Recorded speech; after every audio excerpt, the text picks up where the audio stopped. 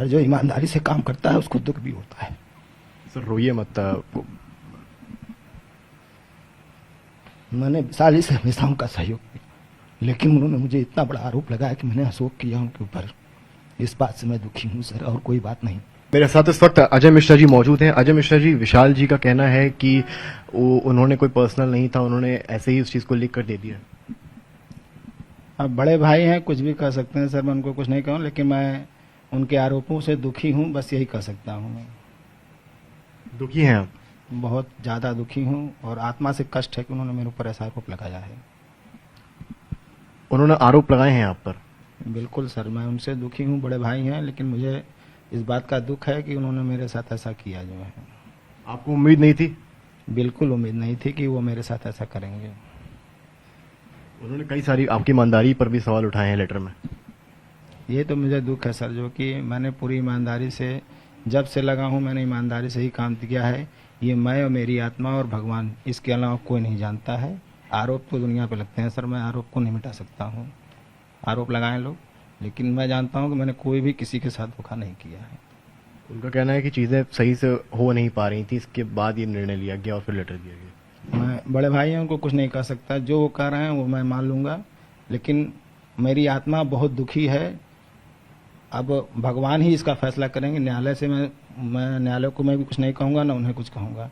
भगवान है, वो जान रहे हैं कि मैंने गलत किया है या नहीं किया है। आप बहुत इमोशनल हो रहे हैं अजय जी। दुखी हूँ इसलिए इमोशनल हूँ। आपकी आंखों में मैं आंसू भी देख पा रहा हूँ सर।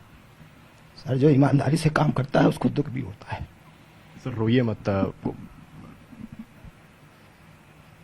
मैंने विशाली से हमेशा उनका सहयोग किया, लेकिन उन्होंने मुझे इतना बड़ा आरोप लगाया कि मैंने अशोक किया उनके ऊपर। इस बात से मैं दुखी हूँ सर, और कोई बात नहीं। मैंने बड़ा भाई मान के जो जो इन्होंने निर्देश दिया, मैंने हर निर्देश का पालन किया। फिर भी इन्होंने हमारे खिलाफ बिना मुझे बताए न्यायालय में आरोप लगा के दे दिया कि मैं इनका सहयोग कर रहा हूँ। बहुत दुख होता है दिल में जब कोई बड़ा भाई ऐसे धोखा देता है।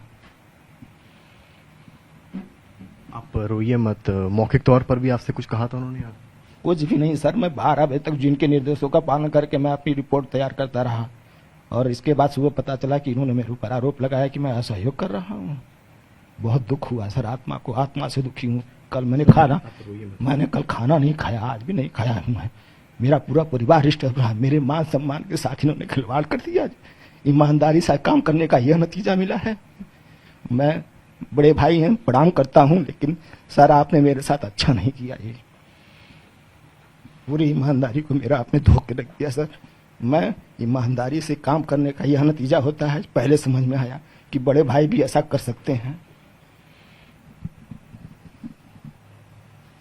मैं उनको कोई आरोप नहीं लगाऊंगा, लेकिन आत्मा मेरी दुखी है।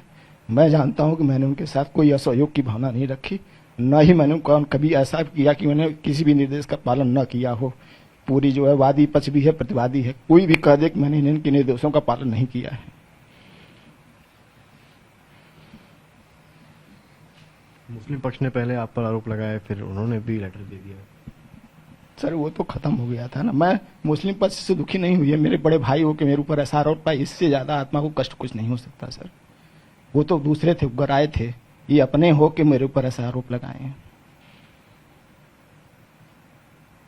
अपने जब दुख देते हैं तो कष्ट होता है, परायों से क्या गम था।